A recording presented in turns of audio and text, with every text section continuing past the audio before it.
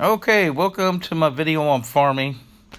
I'm going to go over a few things like the best farming days, the best areas to farm, and why road maps may hurt you. There's a couple other things I'm going to go over with like scavenger missions and and gear tokens. First off, the best days to farm. To me, the best days to farm, Central Time is from 11 a.m. on Monday to 11 a.m. on Wednesday.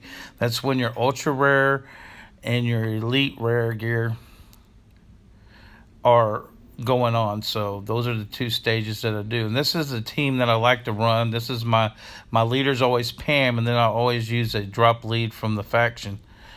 So I always run a double drop lead if I can. And the reason I do that is because on every stage, you end up getting gear markers. Here's why I run Pam.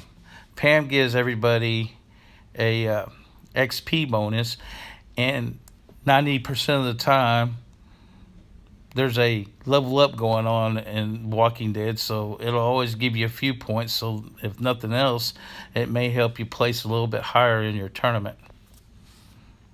Here, as you can see, I got gear markers because I ran a double drop. I ran it in 6, and this is the highest amount of gear markers I have ever gotten, which is 1,000. Get you quite a bit of food. And then here I ran it. Whenever you run it on stage 7 and 8 in either elite or ultra rare, you always get a gear box. If you're running the ultra rare stage, you'll get an ultra rare one. If you're running the elite stage, you'll get an elite rare box. But this is with a double drop lead. Ultra rare is very consistent on giving you a gear box, whether you're running a drop lead or not. But elite gear will probably give it to you 40 or 50% of the time if you don't run a double drop lead. If you want a double drop lead, about 99% of the time you'll get the box. But here's the gear markers in the box, and I ran it again on stage 8. And after I cleared the stages, I ran stage 8 again and still got both of them. So this is why I always farm the ultra rare gear and the elite rare gear as much as I can on those 2 days. I also request, if your faction isn't big on it, request that they put up drop leads on those 2 days, because it really does help out a lot. Here's another stage that I like to farm.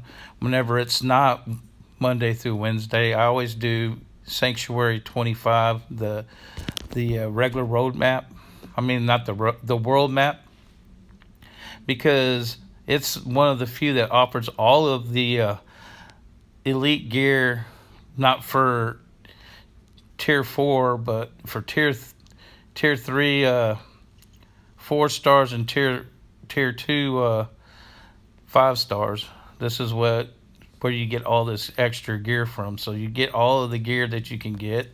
Also, you have a chance at getting a Lilith. I know that it doesn't happen much, but when it does, it really helps you out. And Lilith, as you know, is real crucial for the 6-star ARs.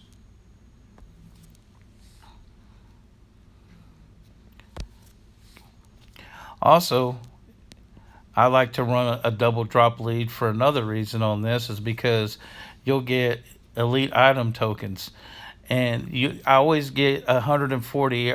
Every time I've ever ran a double drop lead, I've gotten 140 elite item tokens.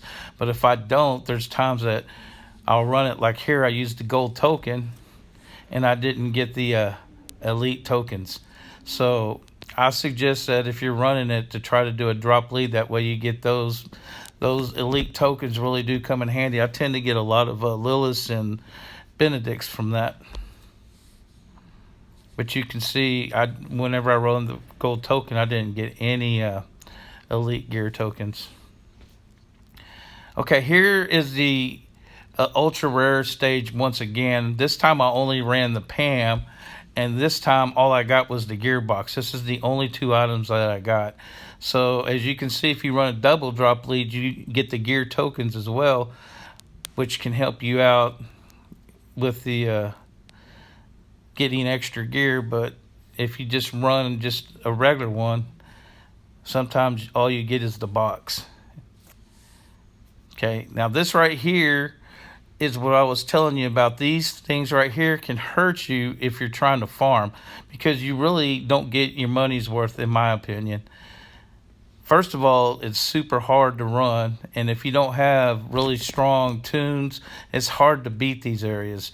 So a lot of times, if I'm going to do them, I'll do them on non-elite gear. Like, I won't do it on Monday through Wednesday, and if I run it, then I'll run it through. But this is a lot harder, and then you have to request from your faction mates for certain tunes to help you get through it.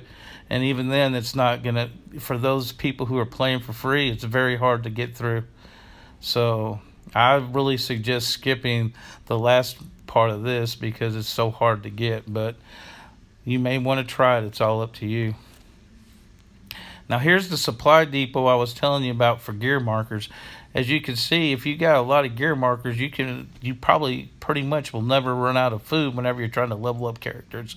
Also, they give you random gear every day, so if you're short on gear, you can buy those. I always buy the elite gear because for some reason I'm always short on those for whenever I'm trying to level up my characters.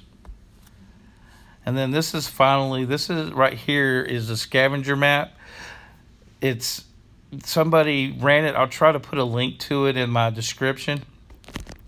But this right here is an awesome way. If you run this down and you can get extra bonuses. Here's one of them that I ran.